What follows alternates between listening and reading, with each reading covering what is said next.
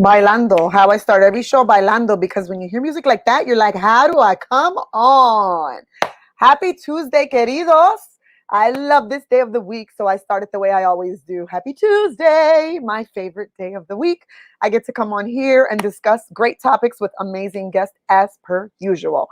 So, just a quick reminder for those who are always constantly watching. You see that number going across the bottom of the screen. If you or someone you love, someone you know, a relative, family member, coworker, someone out there needs the support of domestic violence professionals, they can reach out to the National Domestic Violence Hotline at 1-800-799-7233. They can reach our organization at loveshouldnothurt.com and all of our social media platforms. The last time we were here, we were with the incomparable, the amazing, the phenomenal Amanda Peguero, who is our licensed professional counselor and who is such an avid supporter of Love Shouldn't Hurt. And we spoke about abusive friendships. Again, stupid, shameless plug. Go to YouTube. If you didn't see the first part, it was phenomenal. The second part just followed us along from the first part. So check out our YouTube channel. If you've missed any of our shows, you've missed any of our phenomenal guests, you can reach all of our previous shows and see them all on YouTube. So, announcements. Before we get into the good and the gritty, we got to get into the things that are super important as well. As you all know, Love Shouldn't Hurt has put on I don't want to say, I don't want to use a crazy word. So let's go back. We put on a phenomenal gala at the beginning of 2020, and then COVID hit. But thankfully, we were able to do so, and it was beautiful. It was amazing. We were able to highlight those folks who have done so much for our community and for our organization. This year, dun, da, da, da, we are hoping COVID does not close us down again. But if they do not, our gala is happening October 23rd, and we are super, super duper excited to bring you to that event. I'm goofy, I'm silly, people, so this is what you will see. That is our flyer for our amazing event. Go to our website and you will see that gala, but you can also visit Concilio online tomorrow to begin ticket sales. I'm super excited because this year we have gone up 100 more people. So we are going to have a blast this year. We have amazing sponsors. We are going to have double what we had last year. And I am super confident that this event will be even more exceptional than it was last year. Women, pull out those gowns because this year we are formal. Men, pull out those tuxedos and suits because I'm going to be watching and making sure nobody walks in with jeans. So we are looking forward to that. If you go to the website and you go to buy tickets, you will also see that the following Sunday, we are having our 5K, which will close out Domestic Violence Awareness Month. Location is to be determined. That is $25. But if you buy your ticket to the run and to the gala at the same time, you will have $10 off that event. You do note that it is on Halloween. So for those who celebrate, we are excited for you to bring your children and yourself dressed in some cute costumes. All of our sponsors who will be there will provide candy and goodie bags for all the children and family who are coming. Enough with the announcements. Let's get into what we are here for today. So today is a conversation that a lot of people have thought about, have talked about, and we are going to do so tonight. Healthy relationships with our children. We're constantly speaking about healthy relationships with male, female, female and female, male and male, all of those partnerships. Today, we're talking about the ones that should be the most important. Conversations, relationships, and just interactions between ourselves and our children. Not only are we going to tell you all of the healthy ways, but we're going to talk a lot about the unhealthy ways. We have an amazing article that we took a lot of energy from. We also have a lot of research that I've done, like I do before every show that we're going to talk about. And I have some 3 phenomenal mommies. So if you've seen these ladies before, you're excited to have them back because they are great ladies. And I use a lot of like adjectives and verbs to describe people because I like to make sure that people know how phenomenal they are. So I always say amazing, exciting, we got to promote positivity. So I'm going to bring on these 3 women, 3 very different mommies. All 4 of us together have all different types of children. So they're going to come on and I'm going to ask them all a super important question when each of them come on. I want to know why they went to come and join this show today. I want to know what was their reason for saying, yes, I want to do that? Because I'm sure we all have different reasons. So I'm going to bring on our first guest. She is energetic. Good evening, Carmen. Thank you for joining us. Her sister's here tonight. You are here every Tuesday, and we love that you support us so much. The first lady joining us on the screen has lots of energy. And if you know her, you know that that is who she is.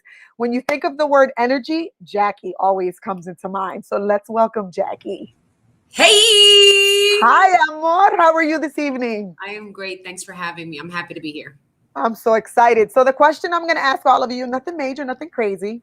What about tonight's topic is why you wanted to join us?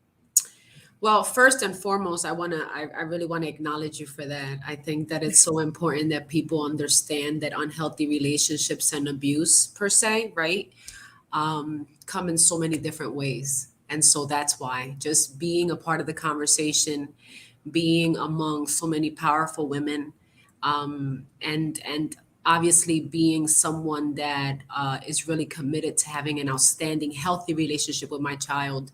I had to be in the room per se. So that's why I accepted your invitation today. Thanks for Kind of having like me. Hamilton. You wanted to be in the room when it happened, right? You have to. So let me start by letting the world know I am a mother of a 14-year-old teenager. I want everybody to know the dynamic of who we were speaking to tonight. Jackie, how old is your child, male or female?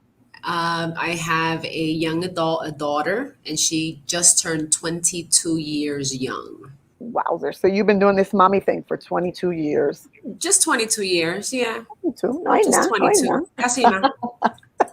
Well, thank you so much for being here. We're going to bring on our next phenomenal woman. So I can't say that I just met her, and I can't say that I'm not sure how I know her because she's my family and I love her to death. And she has two amazing children. One of them is my godchild, and I love them to death. I'm not going to say if it's a girl or a boy because I want her to answer that question. The next person coming on the screen is Jessica Putting her on the spot. Fontanes. Hey there, boo. Hi, How are you, my love? I'm good. How are you? I'm fabulous tonight. So, same question. What about tonight's topic made you say yes? There I have a lot to learn. I have two boys, ages 4 and 7. So my kiddos are a lot younger than Jackie's baby, but nonetheless, I'm a firm believer that when you have a healthy relationship with your children, that fosters a healthy growth in them. And honestly, overall, at the end of the day, we're just all trying to raise decent humans, right? Like that's really what we want. We just want to raise good people. And that starts with having a good relationship with your kids. Amen. Absolutely, absolutely. Well, thank you. I'm excited to have you here. You've been here before, but we're excited to have you back. Thank you. So, la próxima y la última señorita, because I ain't going to say señora because we're all señoritas. I don't care if we have kids. Es una doctora. We got to give everybody their flores when they deserve them. Our next guest has just gotten her PhD. So that is a huge accomplishment because not only is she a Fierra Latina, but damn, now she got her some more credentials. I have known this beautiful woman for a very long time because just like you've seen me all over social media dancing, she is a dancer and amante of salsa también. So we are bringing on La Doctora, Miss Gonzalez. Hi. Hello. Hi, ladies. Thank you. What a welcome. Thank you so much.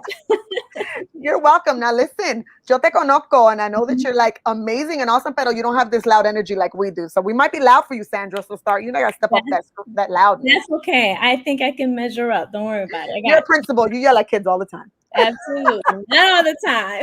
Maybe the face yells at them.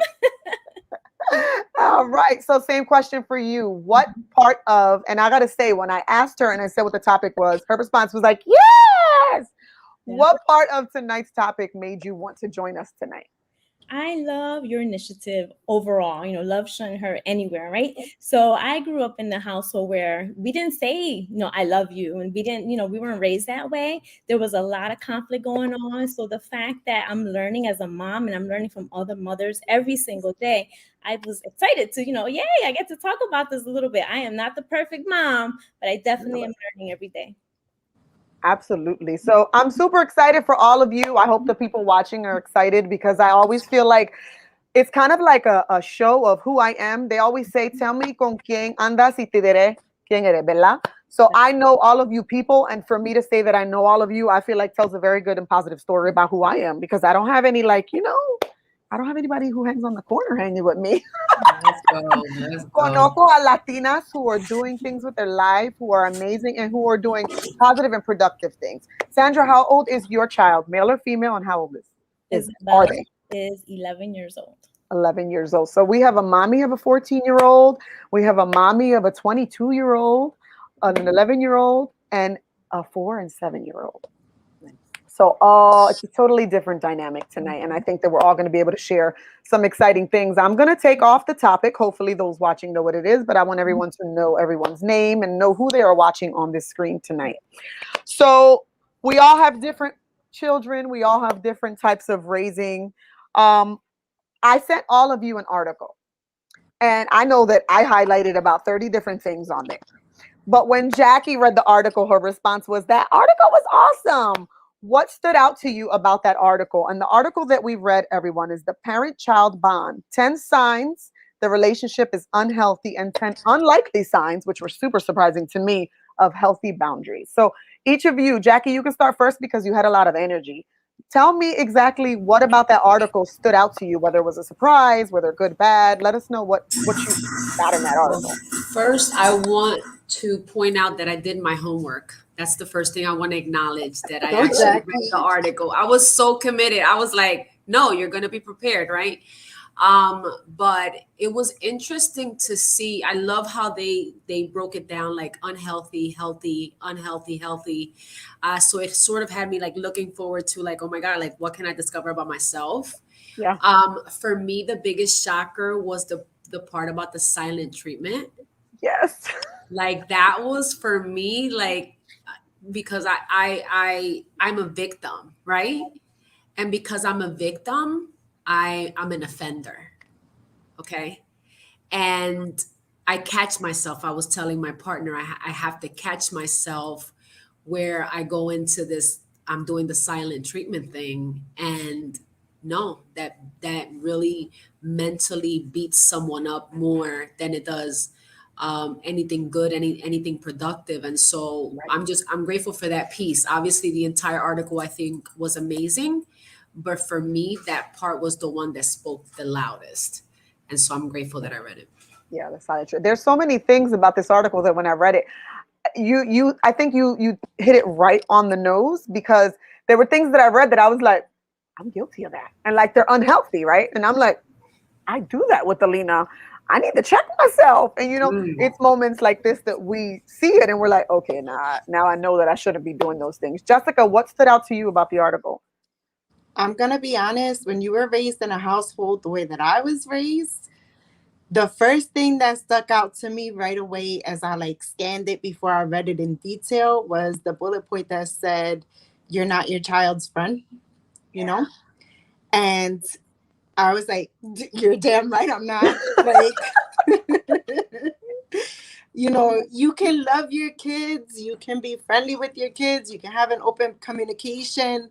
But that's one thing that I do not ever want to forget, that I'm not my child's friend. I'm not here to, guide you in the wrong direction. I'm your mother. I'm here to make sure that you turn out decent. And whether you like that or not, that's fine. Or whether, because you're not going to be talking to me any type of way, however you feel like it, And my kids, again, they're 4 and 7, and it's never too early to say, I'm not your friend. I'm not your little friends. Because I gotta get that in their brains now early. Instill it so early. They don't forget, we cool, but don't get out of hand. That's right. It's kind of like in the situation that Sandra and I are in, right? We're educators. So you have students that kind of like will get close to you and like, oh, Miss Vega, I love you, want to be in your office. But there always has to be that clear line, because when it comes to them acting up, or you need to be suspended, or we need to have that difficult conversation, it's super hard when they think, oh, but Miss Vega and Dr. Gonzalez, no, we're cool with them. No, we're not cool. At the end of the day, I am still the person who is looking over this situation, and I'm an authority figure. We are not friends, so it's kind of like the same thing. Sandra, what stood out for you? A lot of it. Some of the things that I thought were healthy are unhealthy. Some of the things that Right. were unhealthy are healthy. I was like, whoa, wait a minute. Wait. But just being self-aware, self-reflective, and what hit the most was learn from your mistakes and your parents' mistakes. I've been living my life that way. A lot of the things that my parents did, if I catch myself doing, I'm like, eso no funcionó, eso está mal. Stop. And I reflect. And my siblings and I, that's how we kind of raise our children Yeah. that way. So at least I was like, okay, I got that part right. I'm reflecting. Okay, stop, pause, redo this, or but as parents, our kids don't come out with directions, right? So we know this is a piloting thing the whole way, all the time. Even if you have a second child, that child is totally different. So you're trying to figure that out as well. Jessica's face. Girl, She learned that the hard way about number 2. if number 2 would have been the first, he would have been the only. So I totally understand that statement. No 2 kids are alike. Absolutely. So what I mean, first of all, they all stood out to me because every time I read it, I was like, oh. Yeah. The first thing that very first one is creating a mini me, right? Mhm. And it's funny because oftentimes when I post my daughter, I say my mini me.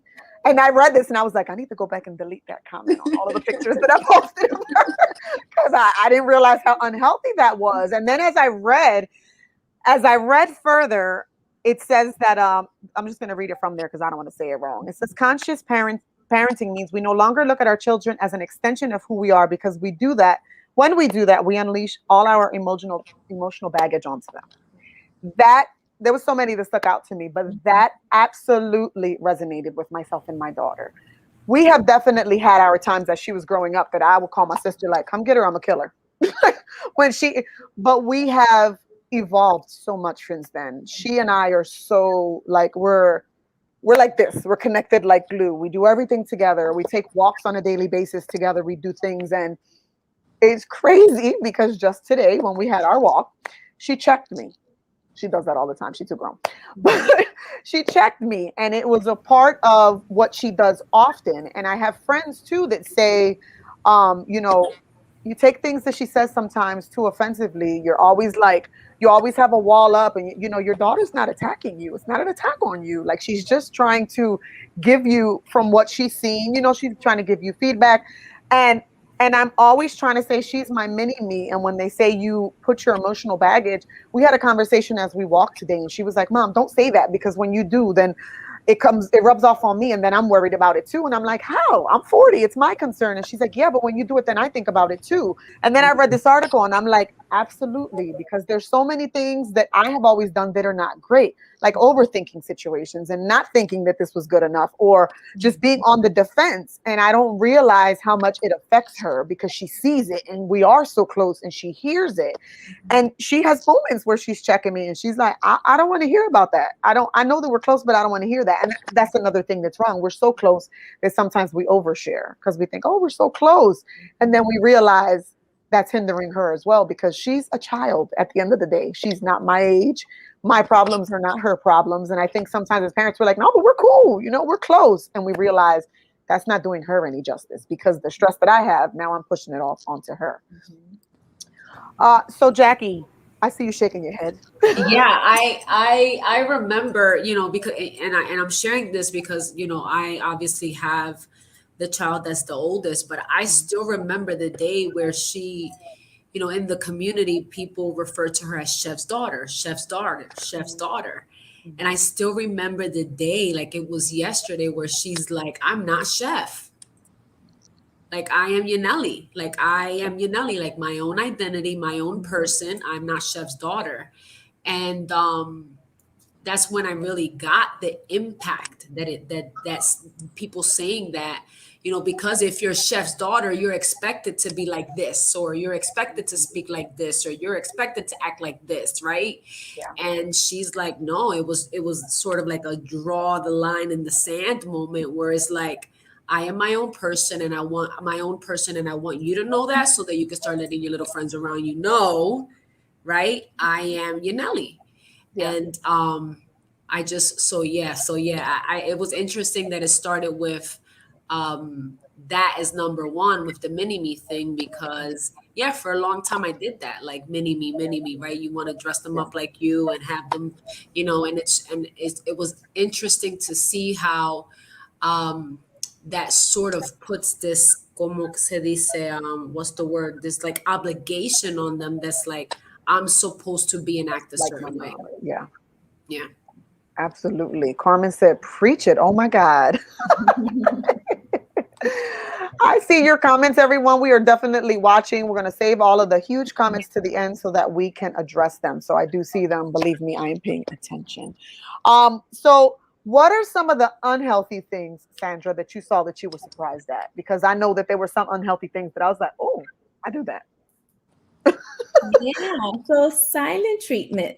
That for me was like, whoa, that's unhealthy. I thought that when I was giving the silent treatment, I thought in my head that I was kind of thinking about, thinking before acting. I need to walk away. Everything is not okay. I don't want to say something that's hurtful. I want to really process what's going through my head, because sometimes we get in our own bag, right? We're feeling this and we think that.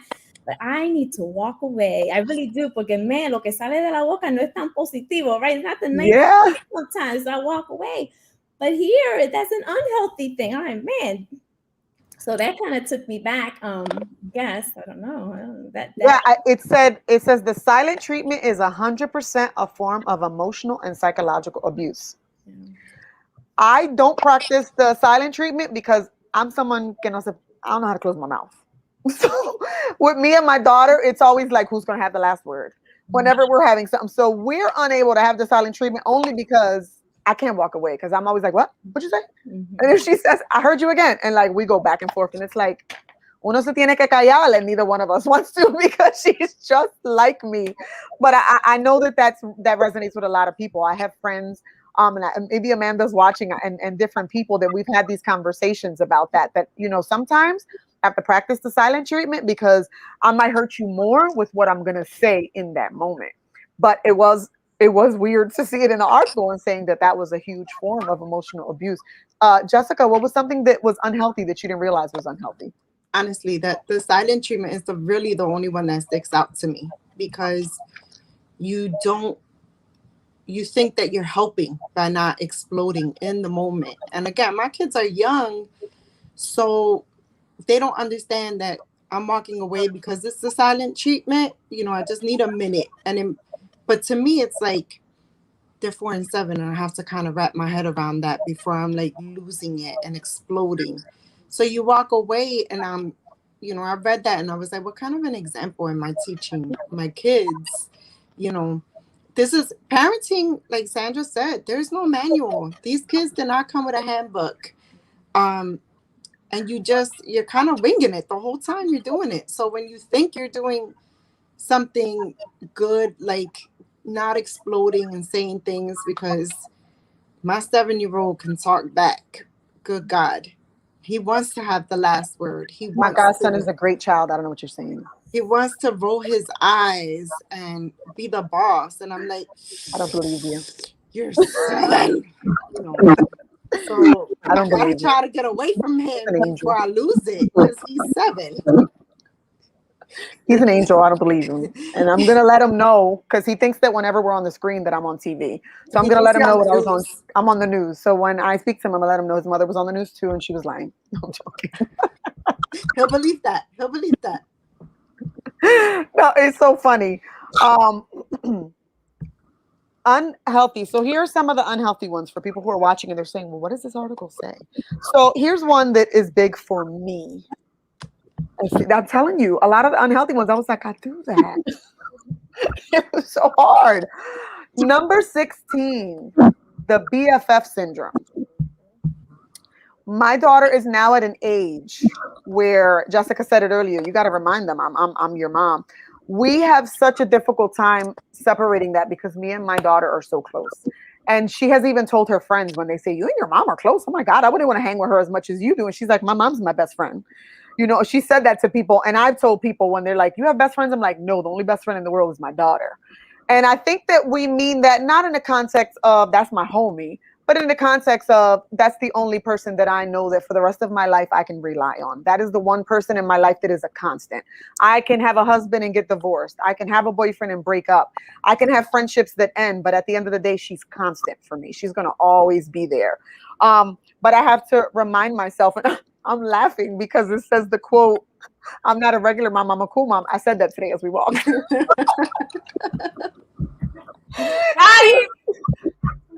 She was talking about something and she was like, but mom, you can't go. I was like, why? I'm a cool mom. I'm not a regular mom. And that's super unhealthy. So I'm like, oh my God, this article has me definitely You're ruining her reevaluating. life. You are I absolutely got to ruining her reevaluate life. my life. I'm constantly like, she's my best friend and she does it too. So I think that we need to, at that point, for her and for myself, remind myself and remind her as well that when I say things like best friend, which I'm going to stop now that I read this article, but when we talk in that context of reminding her that I am not your best friend as in the friendship sense, but you are the constant in my life. And that's what I mean when I say that. It's okay to have boundaries with your kids. Yeah, definitely. And I think that when she was younger, we had a lot of crazy boundaries because I wanted to make sure I wasn't playing with her. Because, you know, we all got raised in those Latinos households that all you had to do was give them the mirada and the kids were like, so we did have those. And I think that it's just, we've just evolved into such a different relationship. And we all like have different dynamics. I'm a single mom. Jackie's a single mom. Sandra's a single mom. Jessica's a wife.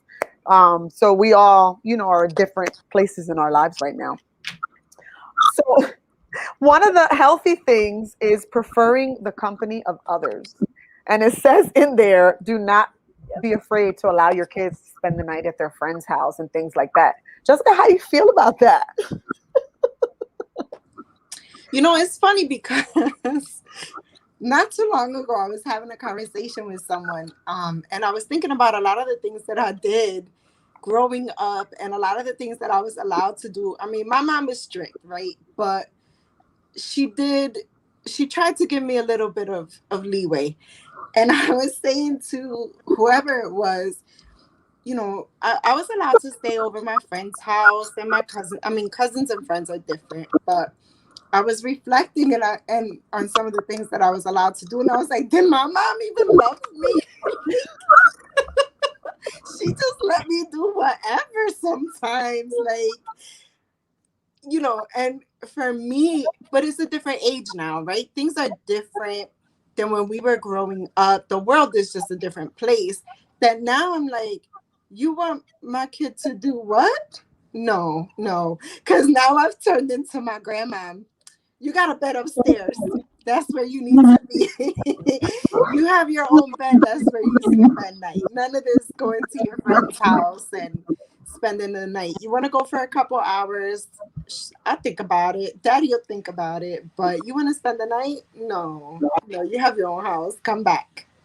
It's just a different world. But, you know, I hope that I have the type of households that my kids want to come back to, that my kids want to be here with us. You know, on the weekends is movie night. On Fridays, we're always looking for something to do on the weekends. Not because I want to spoil my kids rotten.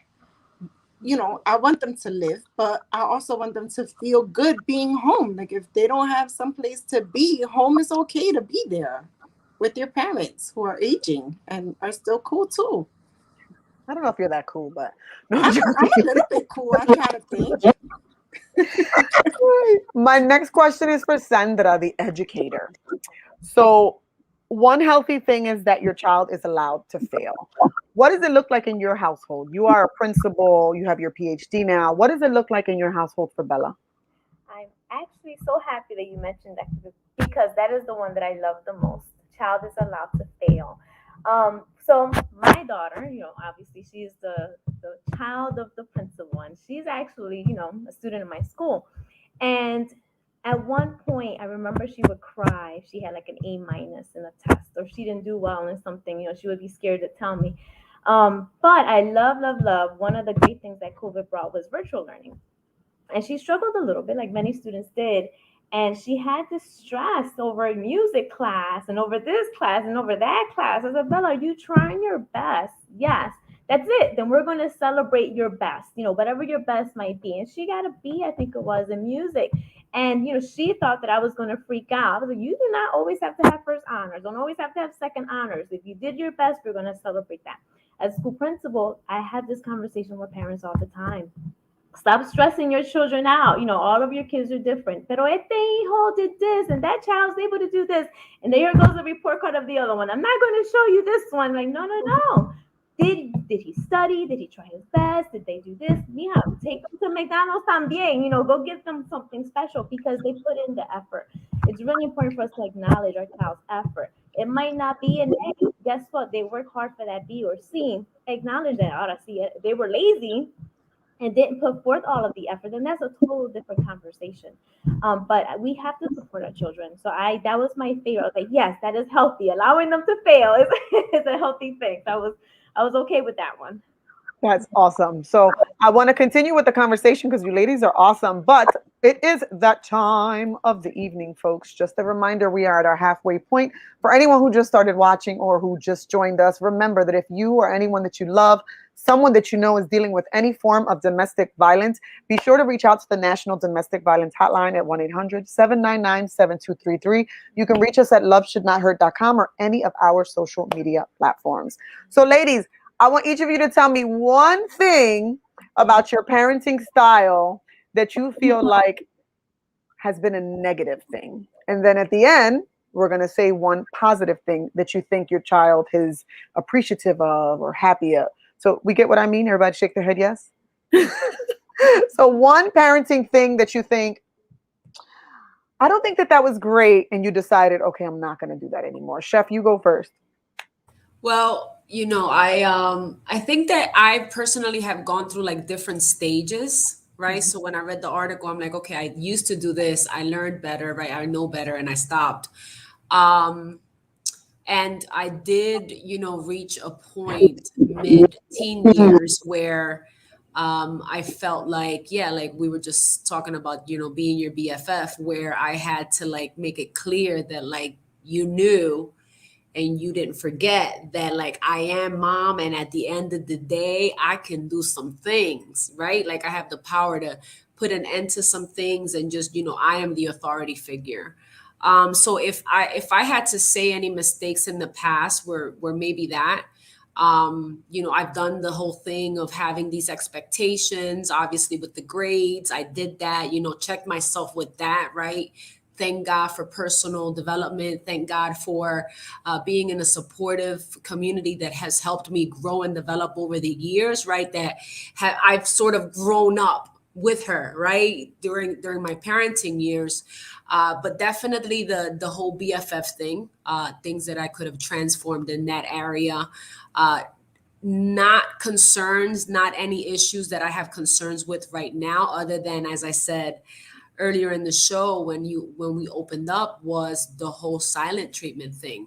Again, I grew up in a household where my mom literally said these words: if you want to like really cause someone stress, or like really get back at someone, like ignore them like a piece of, right, I'm not going to say what she said, but like ignore them. She's like, you say more with doing that than saying anything, right? And she didn't realize like I got that from her, because it's exactly what she did with us, right? So we knew when she wasn't talking, there was something happened, we did something. So we're kind of like these little, como se dice, like these little minions, like on mommy's back, like, oh my God, what did I do? Talk to me, please talk to me. But I really acknowledge that I got a whim of that being an issue when I started doing it in other relationships, and most importantly, like in my business relationships or in my friendship relationships. And I just knew that was something in itself that I had to transform. So now when I catch myself like doing it with someone, I'm like, nope, I'm doing that thing. And especially my child, like, no, I don't want to do that with her. Like, I'm not in competition with her of who gets to say I'm sorry first. Like, this is not that, right? Now with my child.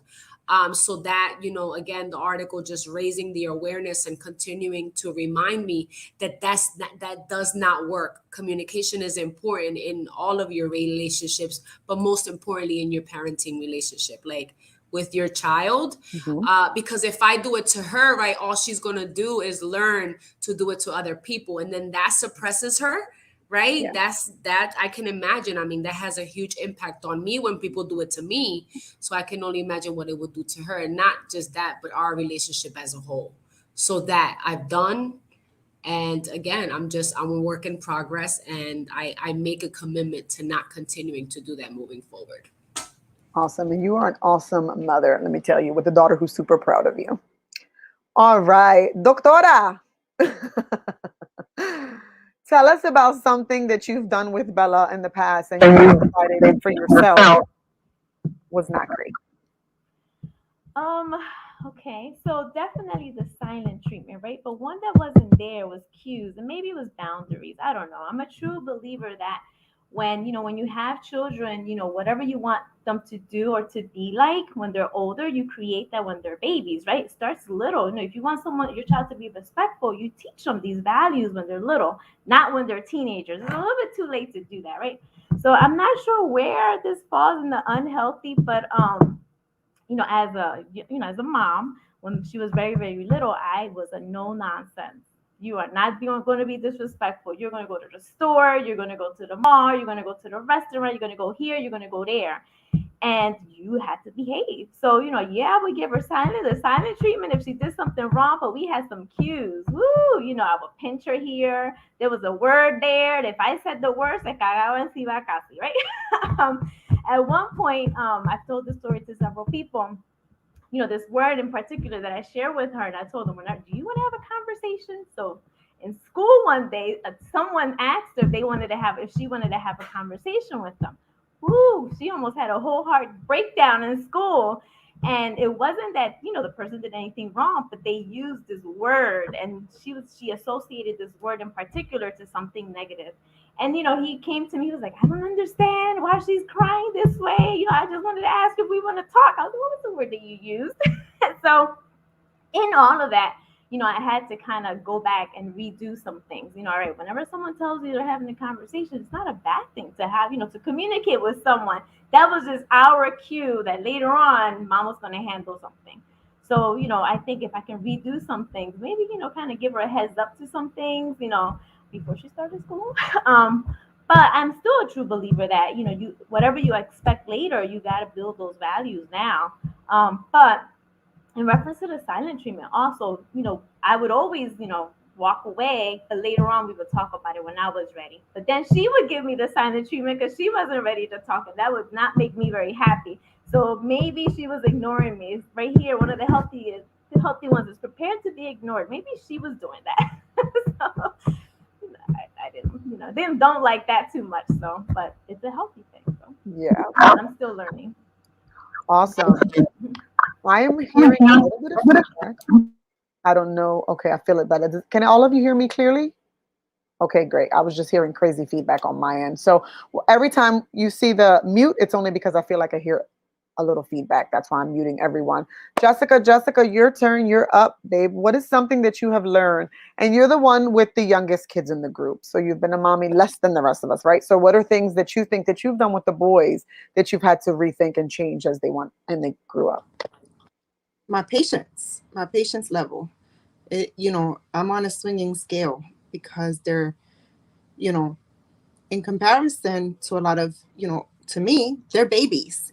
So there's some things that I have to be more patient on because they're babies. And this is every day for them is like, this is the first time that on this date that my son was 4 years old and my other son was 7. So everything is brand new, right? It's like so I'm on a swinging scale when it comes to patience because I'm trying to remember they're still learning, they're still babies. But I'm also, just like the rest of the world, I'm working from home. Yes, girl, boys do have a lot of energy. But I'm working from home. I work full time from home. I have 2 boys with me full time that constant supervision. So, I can get frustrated easily because I'm overwhelmed with work, or I'm really involved in something with work that requires my time and attention, but they're fighting, they're throwing, they're kicking, they're screaming, they're jumping. And it's not all negative. That's just how they communicate because they're young kids. So some days I lose my patience a little bit faster than other days, which I'm working on. And that to me is something that I have to constantly remind myself, like, when you were 4 or 7, did you want to be stuck in the house all day with your mom with her back turned towards you because she's too busy working to pay attention or play with you? No. So I have to have a little bit of grace when it comes to them. Um, but just like Sandra said, there's a lot of things that they know better, right? Like, we were at the park 2 weeks ago and there was a little boy kicking and screaming. And I mean, there was a show. And I literally said to both boys, I say, "You see that?" "Yeah." I said, "You ever do that to me, you're going to regret it for the rest of your life. You ever do that to me, that'll be the day you never forget for as long as you live." And the look on my kids' faces was like, I wouldn't even dare. I would never think about it. They push the limits at home. They push my patience at home. But they know when we're out in public, there's a time and a place for everything. But as long as I keep my patience, in the long run, I hope that they can take that and give themselves grace, and give others the same type of grace that I'm trying to give them. Oh, you're muted, Christy. We can't hear you, babe. I'm sorry, I forgot. I never mute myself. I said I'm loving all of your responses. I love like just the dynamic of everybody that's here. So I'm definitely feeling your responses. So I'll give myself that same question. Something that I'm actually learning now, and I'm looking back and I'm like, that makes sense. There's a, so I think a lot of times when my daughter and I communicate with one another, since we're so close to one another, it's hard for me to accept when she doesn't agree with something of mine. So we'll be in conversations with other people and she'll agree with something that they're thinking or any opinion that they say of me, which is, just self-reflection in itself. They'll say, you do this, you do that, or you're too defensive, whatever. And I'm always like, and then she'll agree with them. And then I come home and I'm like, this is why I had a daughter, so that you could take my side and that you can understand. And I say that to her all the time, even in joking, like we'll be home and there'll be a conversation and she'll be like, you're wrong, mom. And I'll be like, why did I have a daughter? You're supposed to be like on my side. But number 3 of healthy is challenging you at every turn. And, that's something that I think as parents, we don't see as a healthy thing when our kids challenge us. For Jessica, it's a little different because your kids are smaller, so they're challenging you because you said no cookies and they want cookies. But as adults, for Jackie and myself, like when our kids challenge us and they're like, no, like you're not right. It says in this article that that's actually healthy because at least they feel comfortable enough to say, no, what you're doing, I can see is not okay. It's not wrong. And I have my own opinions. I don't have Chrissy's opinion. I don't have Jackie's opinion. I have Alina's opinion and Janelle's opinion. And that's something I need to work on because that is a constant for me. Like I think because someone said to me recently that I am always on the defense because of my past.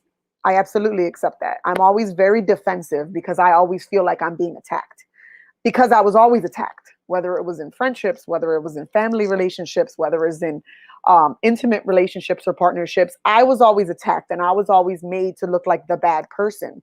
So when I'm in certain situations and people are not trying to do that, I'm always feeling like they're attacking me. So I take it defensively and I do the same thing with my daughter. And I've had someone recently check me like, do you think your daughter's trying to attack you? Like, come on, your daughter's not trying to attack you. She's trying to give you her opinion. So that's something that I need to check myself with. I'm constantly feeling like she has to have the same mindset as me. And I'm forgetting that she's 14 now. She's, evolving into her own self. She's becoming a woman with her own opinions that are amazing. She's so smart. But that's something that I need to work on. So we're at the 45 mark. And I don't know about you girls, but I'm loving this conversation with you guys. You're awesome. So normally at this time, what I do is is kind of wrap it up and let everybody do their final thoughts. So I'm going to do like one more question for everybody because I'm loving this conversation and this interaction. And then after that, what we're going to do is we're going to give our final thoughts. So Jackie's been here, Jessica's been here, Sandra, you have not. When we do that, our audience loves this. Everybody gives their final thought on what it is they feel about the subject at hand or just the show or anything you'd like. So when you see that all of us are not on the screen, Sandra, don't freak out. It's just because we're giving you your showcase. So that's that. So one last question. We said all the negative things. So what is one parenting thing that you know has been perfect and has worked well, and not perfect, but has worked well with your child? And it may not work perfect with Alina or with George and Josh or with Bella, but for Janelli and Jackie, it has worked. So Chef, what is one positive thing that you and Janelli do that is a positive thing? Tell our audience what that is. The biggest thing that the best example that I can give you was, she was graduating high school, and this may be a contribution to some of you, right? When she was graduating high school, obviously they're going through, the SATs, the college applications, the this, the that. And I remember a day where I have a conversation with her and I'm like, do you want to go to college? Like, is that really what you want to do? Like, is that what you want to do? Or is that something that you just think is what you're supposed to do? Like, people graduate high school and go to college. Like, your friends are doing it, right? And I remember her like, no, like, I don't want to go to college. I want to maybe do like cosmetology school or like dance or be a health coach like you, or like, and I'm like, I could sort of see the relief, like just the tension. Like when I said, you do not have to go to college if that's not what you want to do. Now, granted, it's a topic that, so many different people are going to have so many different opinions on.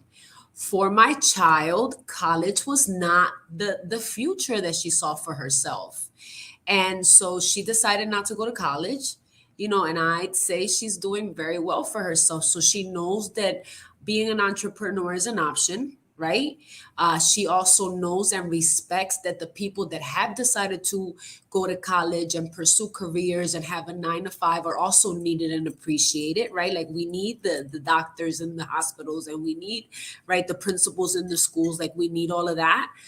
She just chose a different path. And so I think for me, just making sure that she understands that.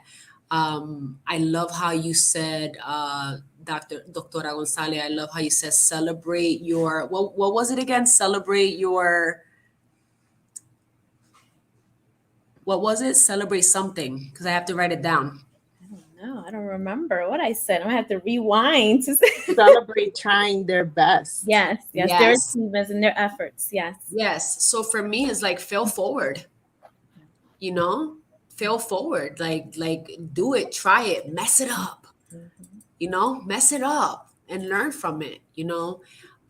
So it has worked. She's done something completely different than all of her friends, and I'm just glad that she had the courage. To make that decision, and that she knew that if it just didn't work, she always had, you can always go to college, 5-10 years from now. I mean, you always have that option. It's not like this is now, it's now or never. So she took the entrepreneurial, road, and I'm proud of her for giving that a shot. Well, I say that when I look at different people and I look at their children, I always say, especially, because you're already at that level. So I won't say I'm looking at Georgie and Josh right now and deciding what they're going to be in the future, because I don't know what those boys are going to be in the future because they're still little. Bella's still in elementary school, middle school. So I don't know what she's going to be. But when I look at children of your age and like friends who have daughters who are 21 and 22, and I see how positive they are, and I look at their social media, or I look at their, when I see them in person and things that they're doing, how just taken back I am. And I'm like, wow. And it's kudos to you. And I say that these kids are phenomenal, and they're great because of the leadership behind them, and not just in their schools or the people they come into contact with, but the phenomenal relationship she has with you. Like, you have set that example for her. And, like, we graduated from high school together. but you are an entrepreneur, and she sees how much you rock it, and she sees how you have such a positive following, and people are constantly like, oh my God, red carpet nutrition, and oh my God, like Herbalife and doing whatever. Like, she saw from you, and her mother was that positive example for her to say, yeah, like, I can do this. My mom did it. She's a single mom and she's kicking ass right now. And for me, I want to make sure that before we end this, that all of you get your kudos, because being a mom is hard as crap. And I say that all the time. Like, you never know until you are a parent. And my mother used to laugh at me when I was pregnant, because I was like, I feel great. I feel wonderful. I can't wait to be a mother. And my mother used to be like, hija fuiste madre será. You're going to see how hard it is. It's cute to be pregnant and feel good, but imagine when you really got to do all of the work. So my mom's watching. I'm sorry, because I was a brat. But it is definitely, and kudos to you for that lesson, because as educators, I think Sandra's post before say this before, like in previous posts on her social media, we don't have enough of that in our schools. We don't have enough of teaching our kids about financial education, teaching them about entrepreneurship. All our kids are doing right now is going to school, and then I'm a school counselor, so I'm one of those people who push it. Like, you're going to take your SATs? You graduating? What are you going to do? Because that's my job. But I do that because it's my job. But I also have a 14-year-old who's telling me she wants to open her own business. And I'm like, do your thing, girl. Do your thing. Like, when I graduated from school, my mother was just happy that we decided that we were going to college. But it was like, I don't know what my daughters are going to be, what their paths are going to choose. I just hope that they're not, going to become a single parent. And, that's how my life took that turn. But I didn't take that as a downfall for myself, because I became a single parent, and I feel like I'm rocking it right now.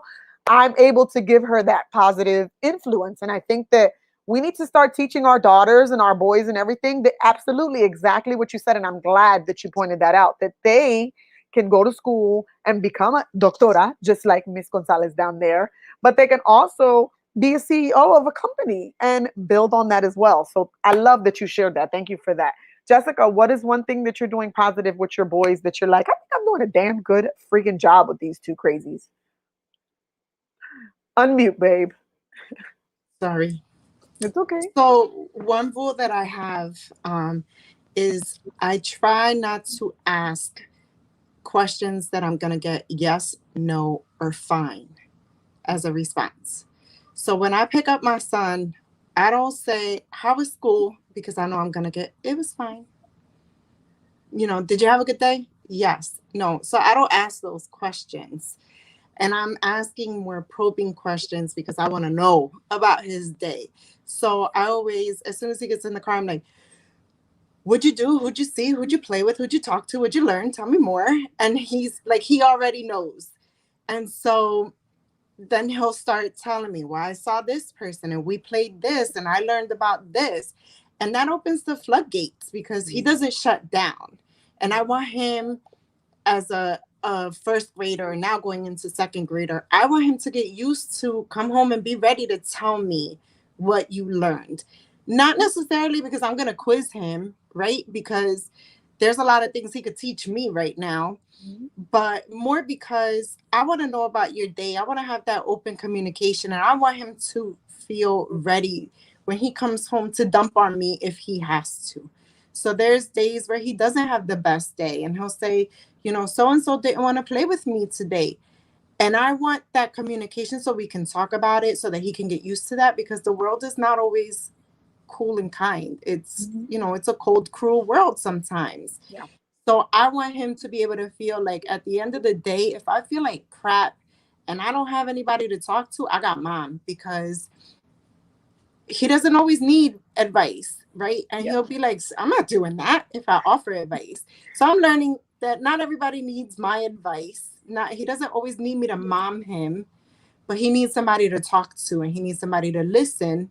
And that's what I'm trying to, I'm trying to gear him and I'm trying to get him used to that. And my 4-year-old too, he's in the car when I'm picking up my kid from school and asking him all these questions. He asks questions, but I want him to be ready that when he starts going to school in the fall, mom's going to ask the same questions because I want to know all about it. Tell me everything. Even if I don't want to hear it, tell me everything.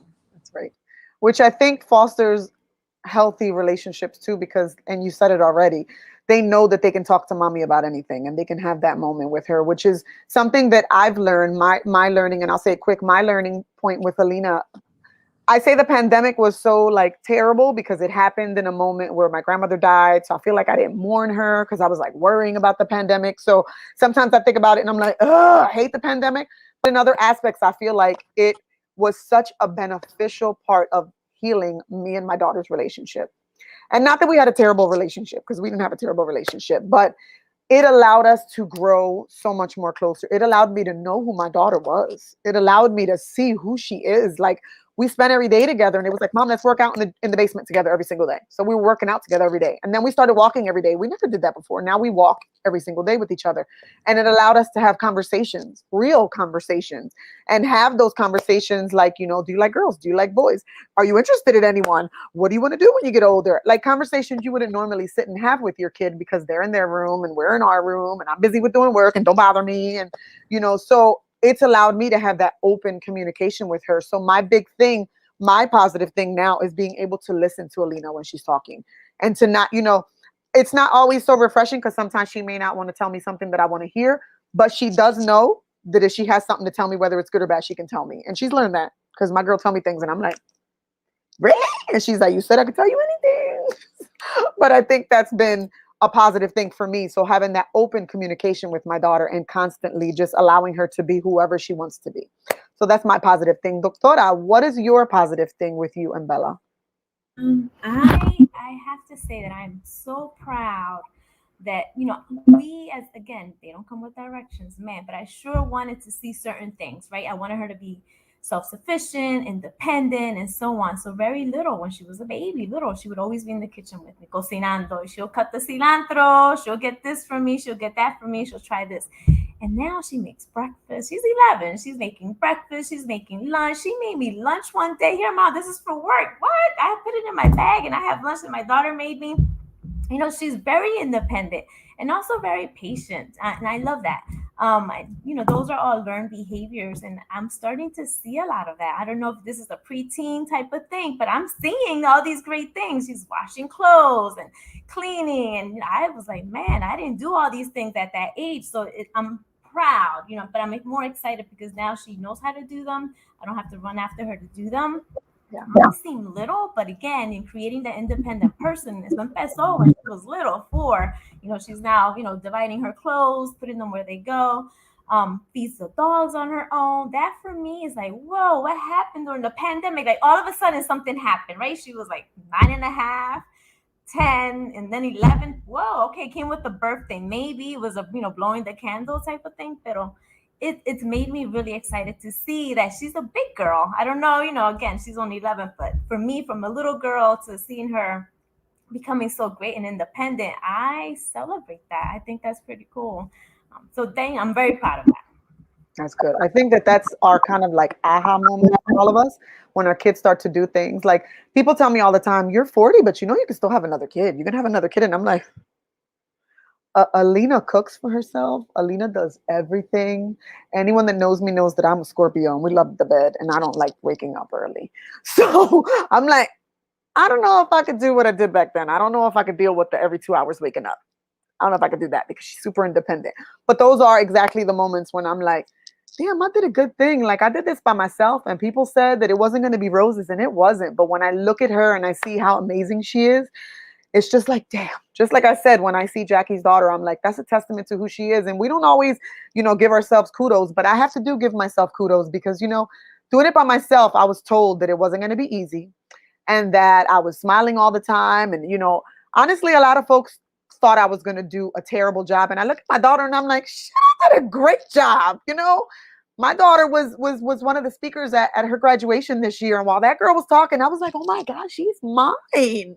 And like hearing the teachers and the principals say she is amazing, I don't even have to feel like I gave credit. Like Alina's going to be phenomenal. I'm like, yeah, because I'm my mother. So it's great, to hear those. You're welcome. Right? So as we close this conversation tonight, I give flowers to all of you because you all are phenomenal mommies. You have great kids. You have wonderful children. I see their pictures, so I feel like I know all of them personally, even though I do, except for Bella, but I've seen Bella a couple times. But I see that she is an awesome student. I see her accolades when she has first honors. I see when you present. And I'm always so excited to just see all of our kids and how amazing they're growing to be, because parenthood is terrible. That hood I was not educated on. I was educated on my hood, but not parenthood, and that sucks. So it is that time, folks. We are actually almost at an hour, which normally we would end. But right now, since the conversation was great, we kept on. I'm going to give each of you your limelight and your time to shine. You can talk about whatever you want, whether it's tonight's conversation, previous conversations, or about how beautiful I am. You know, whatever it is you want to talk about. I'm going to leave the screen and I'm going to take everybody with me. So, Jackie, we'll let you go first, my love. Don't speak until we're gone, because you got to have your flores y su momento solito. This is so cool. So I actually want to acknowledge my friend again. I think that you, Christina, are amazing. And I know sometimes it's hard for us to receive compliments, but I just want you to know, from one powerful Latina to another, I see you, I acknowledge you, and I thank you, most importantly, for bringing this type of awareness, right? Like having these conversations, the conversations that sometimes a lot of people do not want to have, and saying the things that people don't want to say. I think that this is a great topic, and I just continue to acknowledge you for the service that you're and everything that you're doing. And I hope that I am not having any connection issues, because the Wi-Fi where I am is horrible. But guys, follow me at Chef Jackie on Instagram, exactly how you see it on your screen, and you'll see a little bit more of me and my madness. Thanks for letting me share. Qué linda. Thank you. No, I'm joking. I'm just kidding. Thank you for being here, Belleza. You will be back to say goodnight to everyone, but I'm going to send you to the back and I'm going to bring la doctora back to the screen. Sandra, es su momento, mi amor. Yo me voy para atrás y tú te quedas solita. Thank you so much for this opportunity. This was so awesome. I am not the perfect mom. I'm not the perfect leader, but all we can do every day is try our best. You know, try with your gut. Parents out there, please be patient with yourself. I definitely am patient with myself. I know that all the decisions that I have made in life, I've made them with the best intentions. Christina, you are amazing. I love your story. I enjoy your daughter's story as well. And I love that I get to see that even, you know, as a teenager, you are building your relationship with your daughter. I've learned quite a bit following you on Instagram and also on Facebook, but also listening to you. You know, our relationships with our daughters don't have to be strained. They can be strong all throughout their life. Even, you know, even though it's kind of weird, you know, at these different stages, there are unhealthy and healthy relationships, but I am so grateful for today, for learning so much, and I will continue learning. Thank you. Thank you, Belleza. I appreciate your kind words. I appreciate you being here tonight. It has been awesome. I'm going to send you to the back and I'm going to bring Jessica back. Senorita, you have to unmute yourself, though, so the world can hear what you have to say. I'm going to go to the back. It is your turn. So everyone, at the end of the day, just remember, parenting it's hard. It's hard on all of us. It's hard on the kids, especially during the pandemic. There's no manual. So you're trying your best. And, you know, one thing I'm trying to learn is that if I have no expectations, you know, that means I'm not putting the pressure on my kids. If I have no expectations that, you know, my kids will be a neuroscientist and a doctor, you know, in 10, 15, 20 years, I feel like that gives them less pressure, and it just gives them room to breathe and room to just grow and learn how to be themselves and learn who they are. So at the end of the day, it doesn't matter if your baby is a scientist, if your baby is a plumber, because everybody needs someone, right? But what matters is that they're loved, that they're decent, that they grow up to be a contributing member to society, and everything else just falls into place. That's all I'm trying to remember. Just let it fall into place. Pues gracias, señorita. I'm going to send you to the back with the other ladies in El Cuarto Verde. And I'll bring you back to say goodbye. Thank you, everyone. It's again another exciting time with some phenomenal women, people, mommies who are some Fierra Latinas, as I love to say all the time. I love sharing the screen with them. So thank you to the three of you for taking on my invitation and saying yes.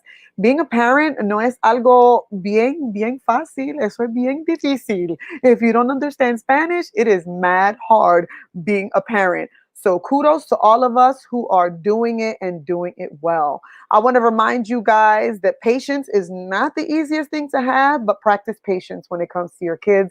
Listen to them, allow them to express themselves. Sometimes they see things that we ourselves don't see, and we kind of think they're kids and they don't get it, but they get it a lot more than we believe it. So make sure that you pay attention to those kids, listen to them, have quiet time with them, speak to them, and hear them out, because you may not realize the damage you're doing or the positive that you're doing unless you take that time. So put the phone away, take a walk with them, do something that is going to make them just feel great. I want to remind you, folks, that we have an amazing gala coming up. Ticket sales will go live tomorrow. I will come on live and let you know when that happens, but you can go to El Concilio's website and purchase tickets for our gala, October 23rd, 2021. Our tickets are $65 for the regular gala. If you decide to do gala and the run, remember it's $10 off, so it will be $80 for you. If you want to do the VIP tickets, which will mean you are front row, you get to see me in the front really nicely, perfectly, and greatly, and all the performances and everything in our program, as well as receive some cool Love Shouldn't Hurt merchandise. Those tickets are $90. They will go on sale tomorrow. We also have our 5K the following weekend. Yes, it is Halloween, folks. If you celebrate that, bring your kiddos in their cute costumes, because all of our sponsor tables will be sure to have some goodies and some bags for the kids. But all in all, let's remember why we are here. We are here to make sure that those who have dealt with domestic violence, are dealing with domestic violence, or have lost loved ones due to domestic violence know that we are here for them and continue to be. And I know you can hear my voice cracking, but that's because this is such a passionate thing for me. And I want you guys to continue to support our mission, because our mission supports all of those people who need that love. I will bring our ladies back so we can say goodbye together. Mujeres, it has come to an end. I appreciate you. I love you. And I hope that you had a great time this evening. Thank you for having Thank us. You're you. welcome. And tomorrow, make sure that you log into El Concilio website and buy a ticket to our gala. Oh, Absolutely. Shameless plug. bailar, pues. Have a good evening, everyone. We'll see you next time. Until Good next night, everyone. Tuesday.